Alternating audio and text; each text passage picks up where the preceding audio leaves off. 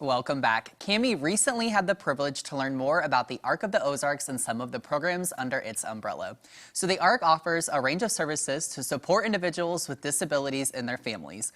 One of the programs is called Counterpoint. This program helps individuals achieve their highest level of independence through employment. Cammie recently met Mark. Mark's an individual in the program who let her into his world for a little bit, and she saw through the eyes of someone not worried about any chaos in the outside world because he had found something that brings him joy and lets him be creative and productive. Mark reminded Cammie that in a world of chaos, we can experience wholeness and peace. Take a look at this. So Counterpoint has been around for over 10 years. The neat thing about our department is everyone receiving our services has an autism diagnosis. How do you go about creating jobs for each individual? I mean, each individual they're all so different, and what they can do is different. And so, what they're interested in would be different. A lot of our individuals understand their limitations, and so we really try to focus on their strengths. What do you enjoy doing? And we work with our Employment Solutions Department and other employment entities on creating a job that is specific for them where they can grow. We really try to find jobs that are flexible and talk with employers about being flexible, kind of educating them on that need for our individuals. And so far we've had a pretty good response. One of the individuals that you help is Mark, and Mark was so gracious to open up his home and actually his world to me and let me come in. He taught me how to make candles. He showed me how and just worked with me, and it meant so much to me. Are you going to teach me the process of making your candles? Is that wax, I assume? That's right. What's the black on top? To make it, put it, use it. That's the smell? Yes. How many candles does this make? 1,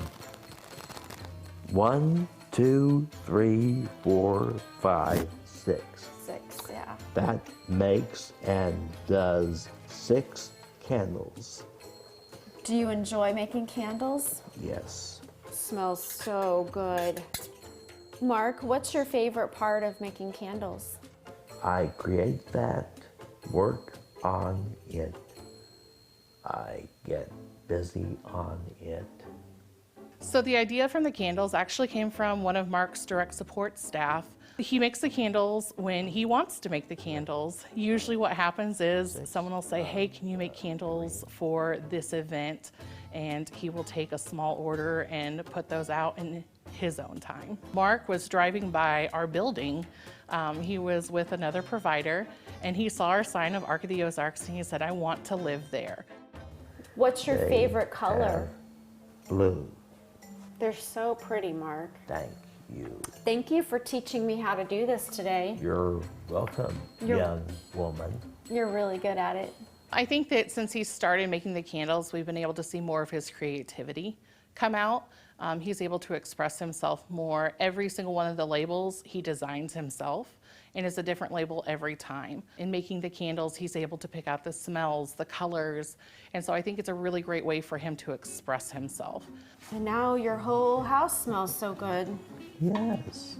Do you find that people discount people with disabilities and what they're capable of? I think people tend to look at what they're not good at instead of focusing on the strengths, and I find that with everyone, when we focus on the strengths, then that's where we see growth and people are able to achieve their full potential.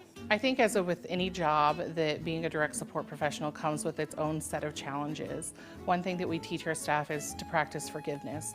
We are all human beings and we all have good days and bad days. And so while we celebrate the good days, we're working with our individuals to change that ratio around of good days to bad days.